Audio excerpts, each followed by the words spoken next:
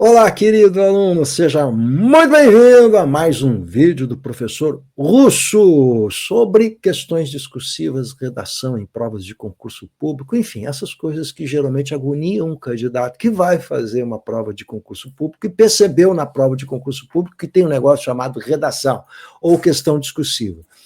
E aí ele olha para o lado e pensa, ai meu Deus, tem a redação, eu vou ter que fazer uma redação. Mas eu vou explicar para você como essas coisas são facinhas, legal? Então, o objetivo do vídeo de hoje é muito pontual. Eu vou trazer para vocês o assunto que me envolve, tem me envolvido nos últimos tempos, nas últimas semanas, que é relativo ao CNU, especialmente em relação ao bloco 4, e os problemas que nós encontramos ali, no bloco 4, especificamente, em relação à prova em si, aos critérios de avaliação, as notas dadas pelo aluno, o espelho. Ou seja, quando a gente pensar numa questão discursiva, a gente tem que pensar que é todo um processo que começa com o edital, né? A gente tem que examinar os critérios de avaliação do edital, saber se são específicos. Depois a gente tem que olhar o espelho quando ele é fornecido, para ver se o espelho realmente traz as respostas às perguntas, às questões que nós fazemos, e se a gente entende a nota que foi dada. Tudo isso é muito importante para o professor, porque você precisa entender, tendo em vista o fato de que hoje, redações, questões discursivas, vão ocorrer nos principais concursos, né? Vão acontecer nos principais concursos do país. Então, você já percebeu que é quase que inescapável. E, geralmente, o componente de nota da redação da questão discursiva é muito significativo. No caso do CNU, valia 1/5 da nota, ou seja, 20% da nota para a sua aprovação. E a gente sabe que, geralmente, a redação é o ponto fraco de boa parte dos candidatos. Então, ele serve como um elemento de filtragem, e é exatamente por isso que as redações estão hoje praticamente em todas as provas de concurso público. Antes de continuar, eu quero pedir para você aí dar um joinha, recomendar o meu canal para os seus amigos, colegas, porque esse canal tem o objetivo de ser bastante instrutivo, relacionado a concurso público, especialmente a produção textual em provas de concurso público. Então, vamos lá. Tenho trabalhado herculeamente com os candidatos que estão, vou usar o verbo da moda, judicializando o CNU, especialmente o bloco 4. Ou seja, estou preparando laudos sobre o que aconteceu com o bloco 4, e esses laudos não são específicos apenas em relação à análise da sua redação, mas ele precisa ser completo, ou seja, eu preciso verificar as falhas do edital, as falhas das perguntas, os comandos da questão discursiva, as falhas do espelho e depois as contradições dos novos espelhos ou das novas réguas que surgiram com as respostas às liminares que foram concedidas. Então, uma série de contradições e problemas técnicos que a banca implementou, que a banca trouxe e que ficaram visíveis nesse concurso público, que, aliás, são problemas técnicos que eu tenho denunciado e falado nesse canal há bastante tempo a respeito desse descaso que as bancas têm muitas vezes com a questão da produção textual, já que ninguém dá bola para critério de avaliação em prova discursiva, você só quer saber sua nota, né? Então, eu trouxe para vocês um caso de um lado que eu acabei de fazer, de uma candidata, e eu queria mostrar para vocês os problemas ali havidos naquele texto e como são fáceis de resolver para você não cometer os mesmos erros. Legal? Então, vocês vão me permitir lembrar exatamente o que está acontecendo, para você saber, você que vai fazer concurso público, vai precisar fazer uma redação. Então, eu quero que você atente para isso que eu vou mostrar a vocês. Então, olha só, as recomendações que eu vou fazer. E por que esse candidato foi tão prejudicado na nota, para você entender. Legal? Então, isso serve de exemplo para você perceber algumas coisas importantes em relação à produção textual, porque muita gente ignora alguns pontos técnicos importantes do que é exatamente essa questão discursiva em prova de concurso público. Então, eu vou ajudar você a entender isso, tá bom? Meu nome é Ricardo Russo, você que já me acompanha há bastante tempo, sabe que o prof aqui já tem 350 anos nessa levada, né, nessa trilha, nesse caminho. Eu sou bastante experimentado, não só como professor de português, que fui ao longo dos últimos 35 anos, mas também acostumado com bancas de avaliação, avaliações em Enem, avaliações de concurso público, enfim, a minha experiência é muito ampla, portanto, ela extrapola simplesmente a visão de um professor de português. Eu olho a tecnicalidade de todo o processo. Então, Vamos lá. Sem mais arengas e delongas, eu quero mostrar para você uma coisa aqui. Presta atenção no tio agora. Olha só. Estamos no dia da prova e aí você está diante de uma questão discursiva. Antes de mais nada, é bom que você saiba que a questão discursiva ela é caracterizada de que maneira? A questão discursiva ela testa o seu conhecimento do programa. Então, ela é atrelada ao programa. Portanto, sempre uma questão discursiva ela é muito mais técnica do que aquela redação, vamos chamar assim, redação do Enem, né? Que pede para discutir preconceito, questões sociais. Portanto, é uma dissertação argumentativa. E uma dissertação argumentativa, ela traz a opinião, o ponto de vista do candidato, e esse candidato vai ter de defender uma ideia de fundo ou uma tese. Isso é que é argumentar. E o que eu vou avaliar, naturalmente, é como você defende o seu ponto de vista. Ou seja, se a gente traz aqui o preconceito em discussão, o preconceito de gênero, por exemplo, a sua posição, você tem direito a ter a opinião que quiser, desde que, e o que é que o avaliador tem de avaliar, como você defende essa posição, esse ponto de vista. Esse é um tipo de texto. Quando a gente fala de uma questão discursiva, não é a sua opinião propriamente dita, mas é o programa em si. No caso, aqui em pauta que a gente vai ler é a Constituição, a CLT e a proteção à mulher gestante e lactante. Ou seja, tudo que eu estou trabalhando aqui está preso à legislação e não o que eu penso.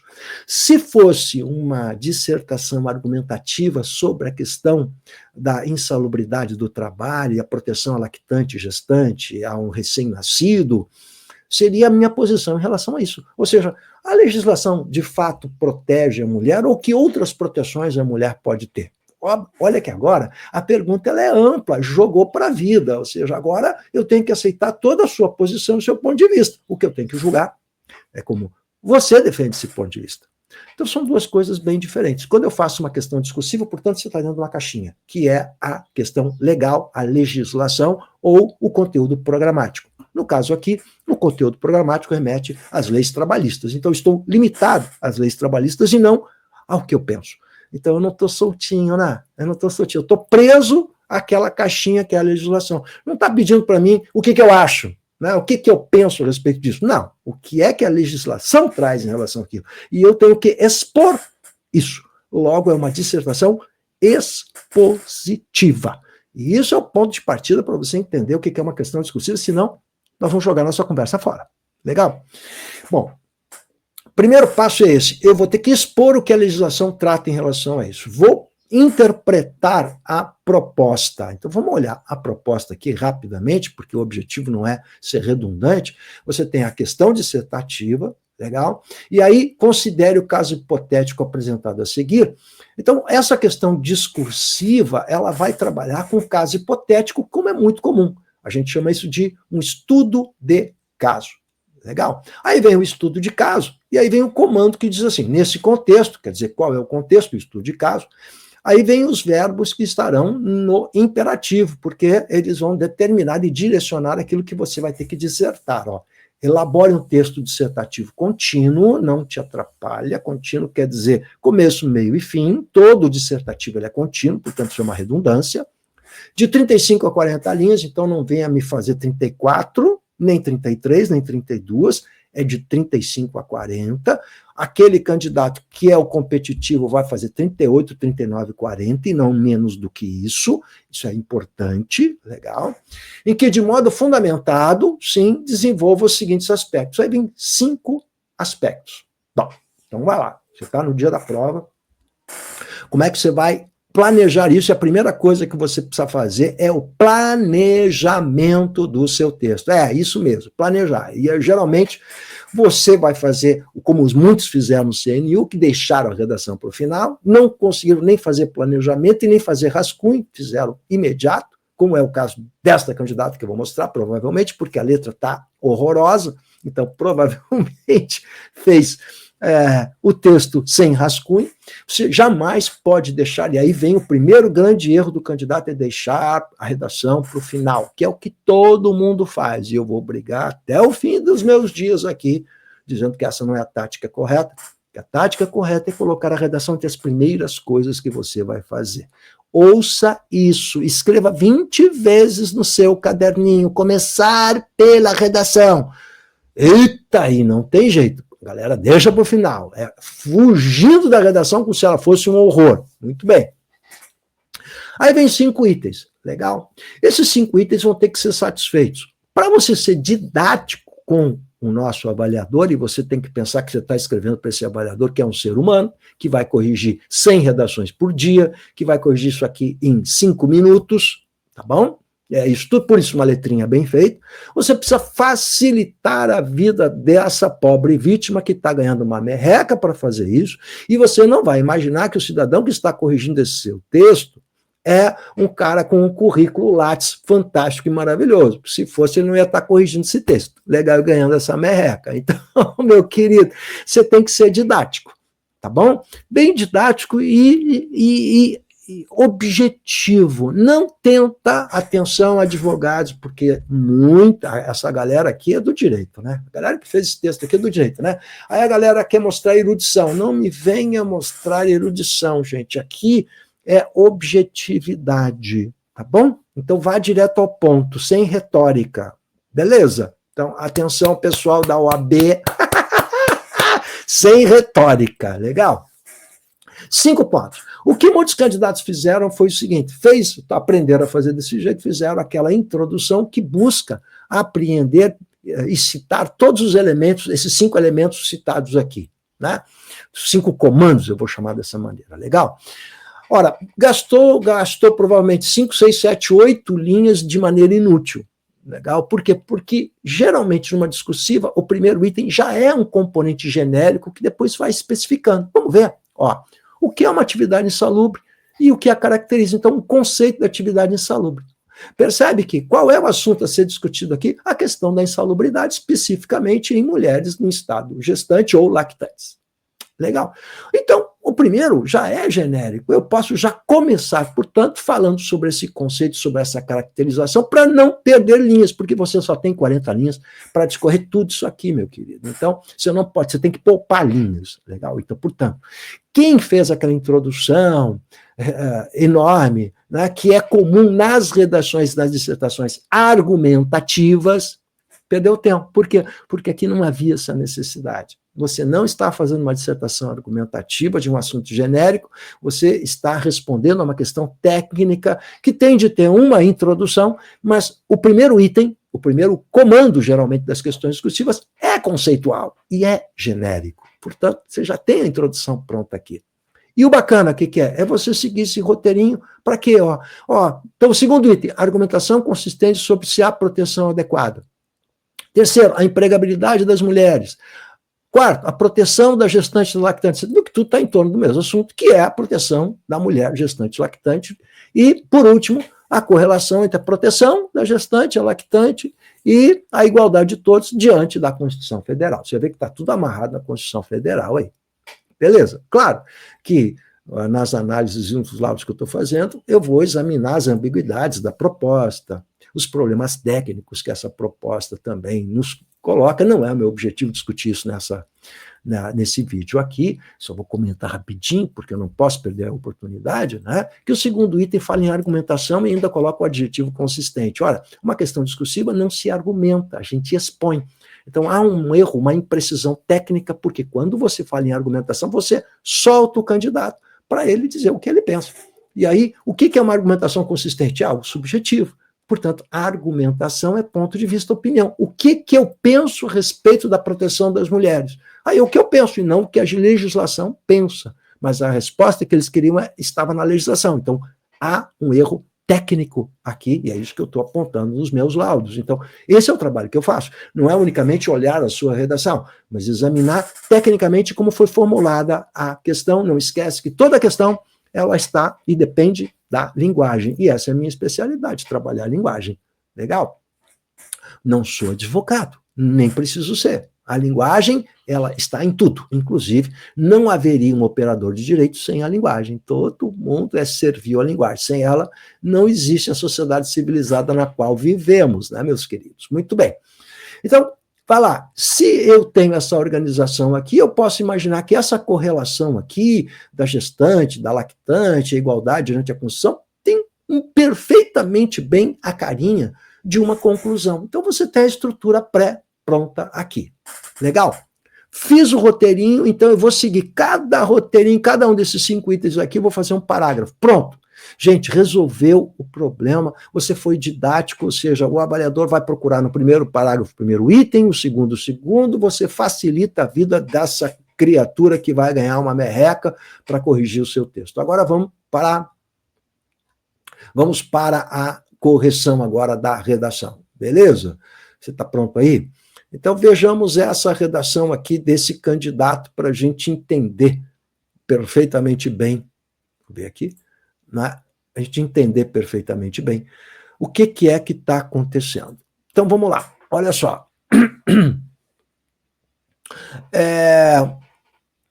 Começa o nosso candidato aqui. A Constituição Federal de... Você está me acompanhando? Olha lá. Você viu que a introdução dessa criatura... Já vou botar o olho rápido aqui, hein? Olha aqui, ó, presta atenção em mim aqui. Como é que a gente faz a avaliação no dia da prova? Quem está acostumado a fazer já vai botar o olho direto e olhar aqui como é que faz a introdução. Essa introdução tem 11 linhas. Não existe introdução com 11 linhas, tá? Então, 11 linhas é demais. E essa introdução é aquela introdução genérica que consome 11 linhas de texto. Aí você está vendo o tamanho da letra do candidato também, com os espaços enormes que existem entre uma letra, entre uma palavra e outra, vai escrever pouco. Né? E isso vai demandar contra o conteúdo. Legal? Esse candidato aqui, vale dizer, ó, deixa eu falar uma coisa importante para seguir o vídeo, senão você não vai entender. Essa prova aqui era uma prova que valia 100 pontos, a redação valia 100 pontos, 50 pontos é a parte de conteúdo e 50 pontos era a parte de linguagem, que eles chamaram de idioma. Legal? Esse candidato aqui, nos 50 pontos de conteúdo, que valia o conteúdo, ficou com 5 pontos. Ora, o que são 5 pontos? 10% da nota. Poxa, mas para fazer 5 pontos, o que teria acontecido? Seria necessário que esse candidato tivesse tangenciado quase que totalmente a proposta pedida. Mas a proposta pedia a proteção da mulher em relação à questão do trabalho insalubre, gestante, lactante, recém-nascido, nascituro. E a candidata abordou esse assunto. Então não houve um tangenciamento brutal para se dar 5 em 50, 10% da nota, em absoluto. Né? Não, é uma redação que tem problema, sim, na organização, mas não pode ter um tangenciamento. Por uma questão de bom senso. Ora, o que é um tangenciamento parcial? O tangenciamento parcial é que o aluno, o candidato, ele tangenciou um pouquinho. Pode ser mais, pode ser menos. Aqui houve algum tangenciamento, e eu vou explicar qual foi, mas não esse tangenciamento que justifique quase a nota 0 em conteúdo. Porque um 5 em 50 é quase que tangenciamento total, ou seja, como se o candidato tivesse falado de outra coisa que não fosse a insalubridade da gestante. Mas, durante todo o texto, esse candidato abordou isso. Então, não pode ser 5 em 50 em nenhuma hipótese. Em nenhuma hipótese. Legal? Então, há um erro brutal aqui. Aí você vai dizer, isso foi inteligência artificial? Duvido, porque inteligência artificial não daria 5 em 50. Ela ia encontrar aqui nos campos, a inteligência artificial pegaria os campos de significado, as palavras-chave, para verificar que está dentro do assunto e do tema solicitado. Então, isso aqui foi um humano que fez, né? Sem inteligência, quem sabe. Então, vai lá. A introdução tem 11 linhas, já vai ter problema de estrutura de texto. Quantos períodos tem aqui? Já vi que na linha 5 começou um período, usou o elemento coesivo, no entanto. Então, isso é coesão textual, legal. São períodos longos, já percebi que esse candidato tem o hábito de fazer períodos muito longos. O que são períodos longos? 4, 5 linhas do período. Isso é um problema? É. Numa redação objetiva desse gênero, você precisa pensar em períodos com, no máximo, 3 linhas, porque isso agiliza o processo, facilita a pontuação, facilita a clareza, a leitura e a compreensão, que é isso que se quer numa prova desse gênero, e não erudição. Então, atenção, advogados que gostam de retórica e períodos longos e caudalosos, cheio de meandros e labirintos, não é? Não, aqui não é momento disso, né? E, por favor, nem faça isso para o juiz, porque você vai deixar o juiz numa situação complicada. Seja simples. A simplicidade, pense comigo, é um bom negócio. É um bom negócio, tá? A Constituição Federal de 88 começa com a Constituição, estabelece a proteção à vida e traz como princípio fundamental a dignidade da pessoa humana. Legal. Meteu um gerúndio para ampliar lá. Para que serve esse gerúndio? Para esticar o período. Isso é péssimo, por isso esse gerúndio é ruim. Tendo como compromisso a construção de uma sociedade justa e igualitária. Então, que elementos você tem aqui já no primeiro período, que é longo, porque tem 4 linhas e meia, 5 linhas, né? A Constituição Federal traz a questão da proteção à vida, princípio fundamental, dignidade e sociedade justa e igualitária, que são elementos importantes, mas está faltando ainda a mulher, a gestante e lactante, né?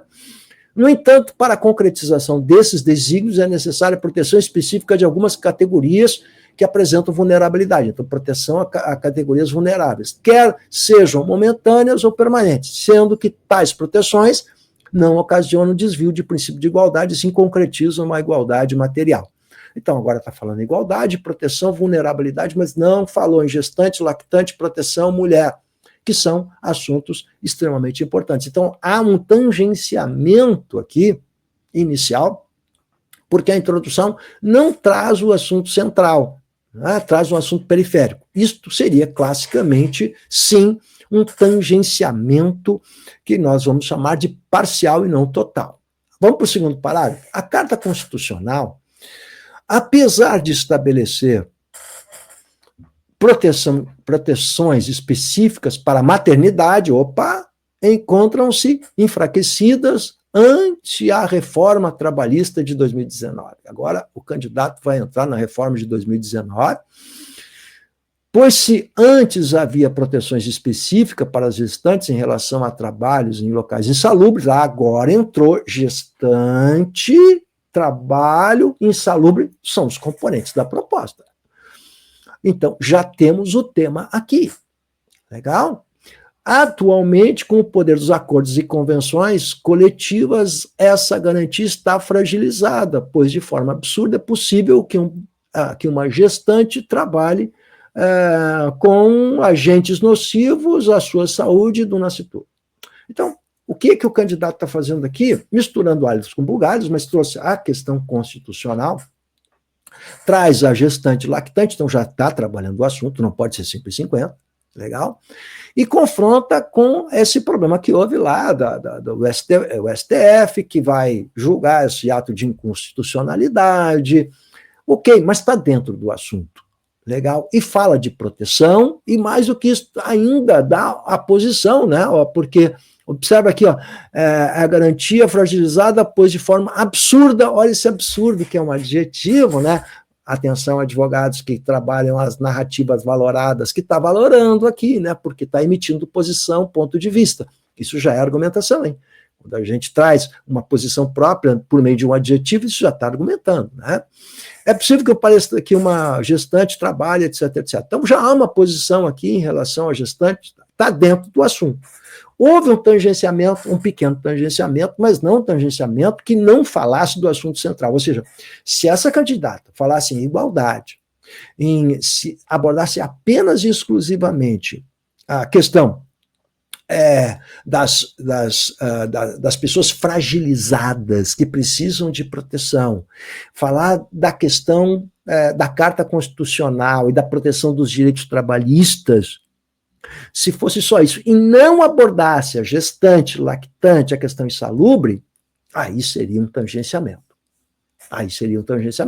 Porque pegou um assunto muito amplo e não um tema mais específico, que é o problema trabalhista da gestante, lactante, enfim, tá? Em relação à insalubridade.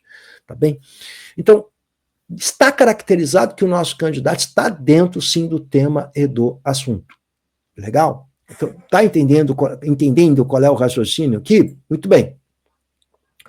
Agora, outra coisa aqui para você olhar esse parágrafo que começa em 12 e termina em 20. Olha só, é um parágrafo e eu estou procurando onde estão os períodos, onde tem ponto aqui. E eu vou observar que esse candidato fez todo o parágrafo que começa na linha 12 e vai até a linha 20 com apenas um único período. Ora, quando eu faço um parágrafo com um único período, eu vou perder pontos em coesão textual e na estrutura do texto. Por quê? Porque eu estou fazendo parágrafos longos, como Como os advogados têm paixão. Você observa, primeiro, que esse texto ficou, quando eu li para você percebeu que ele não está claro, que ele mistura um monte de coisa. Por quê? Porque ele não está bem organizado, à medida que os períodos não estão bem organizados. Só tem um único período que vai até o fim e até dá um problema respiratório aqui, porque você vai emendando ideias. Ora, isso era fácil de você resolver. Outra coisa importante também, você está vendo que pela letra, pelos borrões que há aqui, provavelmente isso aqui é o rascunho, não se passou a limpo, legal? É aquilo que eu falei. Então, outro problema fácil de você resolver. O segundo parágrafo de desenvolvimento começa na linha 21, é um parágrafo grande também, vai até a linha 35, legal? E aí eu estou procurando pontos. Eu vou encontrar já alguns pontos aqui. Vejamos, ó, o trabalho realizado ante a exposição a agentes nocivos à saúde, quer sejam químicos, aí vai dar as definições, ó, químicos, como benzeno, agentes biológicos, fungos, parasitas ou riscos físicos, e aí vem os exemplos, poderão causar danos. A norma reguladora 15, a NR15 da portaria tal, estabelece os produtos e os limites à exposição no caso da gestante. Ó, está falando da gestante, então não tangenciou, né? Não há nas pesquisas suficientes no caso das gestantes. Não há nas pesquisas suficientes para garantir. Não há nas pesquisas suficientes para garantir. Você viu como tem coisa aqui que foi engolida, aqui, ó, problema de clareza? Olha como esse problema de clareza dá períodos longos, quando há falta de palavras, como isso também compromete o conteúdo, né? Uma coisa está atrelada à outra. Para garantir que esses são seguros para a gestante ou nascituro. Ponto. O outro período. A empresa, ao exigir, pontuação aqui foi para o saco, né? Ao exigir que a gestante traga atestado específico de um médico pedindo seu afastamento, não age comprometida com a saúde da futura mãe, ainda lhe causa um gasto necessário. Aqui, viu, está entrando num assunto que não é o central, mas não houve tangenciamento, visto que terá de procurar um médico, e etc, etc, e vai. Aí termina com o discurso do risco, a empregabilidade, entrou aqui no final. Você está vendo? Que esse candidato não obedeceu àquela sequência, porque ela fala de proteção, não é? Fala da empregabilidade, mas não na ordem que está exposto. Ora, isso está errado? Não, mas não é didático. Então, agora no final vai falar de empregabilidade. Você cria uma dificuldade maior para o avaliador encontrar os elementos da sua redação. Então, o que o avaliador faz? Ele olhou para essa redação, viu que há vários elementos que não estavam sendo solicitados. Legal? Viu que há uma discussão periférica que se alonga, nada proibido de você falar do STF, da questão da inconstitucionalidade, como muitos fizeram, mas isso não é o assunto central, ele funciona como um elemento de argumentação. O que ocorre quando você começa a discorrer sobre isso fora da ordem normal, dá a impressão ao avaliador de que você tangenciou a proposta. Fique claro que essa redação não tangenciou ao tema central. Então, primeira coisa que você faz no dia que você vai fazer sua prova discursiva, né? Observa qual é o tema central, o foco central. O foco central desse texto era discutir a proteção da gestante, lactante, do recém-nascido, nascituro, em relação à insalubridade, em relação ao trabalho. Esse era o foco central. Legal? E isso tinha de ter prevalência em todo o texto. Eu posso falar do STF, da questão da ação de inconstitucionalidade? Pode, como elemento acessório, mas só como elemento acessório. Então, a organização, a compreensão da proposta, o planejamento dos parágrafos é fundamental para você conseguir uma nota boa. Portanto, não é só o que pensa você, que vai fazer a discursiva, que é só conhecer o conteúdo e na hora eu me viro, negativo. Ou seja, as duas coisas são importantes. Eu preciso, sim, saber planejar, interpretar e depois, claro, ter o conteúdo e as respostas corretas. Tudo isso faz parte da avaliação. Última observaçãozinha para você. Agora, o professor que está acostumado com isso, precisa falar sobre isso. No CNU, você tinha dois componentes de nota que apareceram no edital, que é metade da nota, valia 100, 50 pontos, conteúdo, 50 pontos de idioma. Geralmente, as questões discursivas, o conteúdo vale mais, vale 70% da nota e 30% a parte de linguagem, vamos chamar dessa maneira, coesão, coerência, pontuação, gramática, 30%. Então, no CNU, a gente observou que eles deram o mesmo valor. Isso é um problema? Não, não é um problema, porque isso chama-se ato discricionário, ou seja, o agente público é que vai atribuir o que ele acha importante, e eu não vou questionar isso em absoluto, não posso questionar isso. Legal? Isso está posto. Mas um comentário do professor geralmente vale mais o conteúdo. Eu posso saber por quê, prof? Por razões óbvias. Uma questão discursiva cobra o conteúdo técnico. Então, por isso que geralmente o conteúdo técnico vale 60% a 70% da nota das questões discursivas. Mas isso a gente tem que aprender e olhar no edital. Se você curtiu o vídeo, dá um joinha aí, recomenda para a galera, bota o sininho aí, te inscreve no meu canal e dá uma força pro prof e faça comentários nesse vídeo. Eu quero saber como é que você está fazendo e como é que você está treinando para as questões discursivas e a redação do seu concurso. Tá ligado? Tem um monte de coisa boa vindo por aí, tudo com redação e questão discursiva. Eba!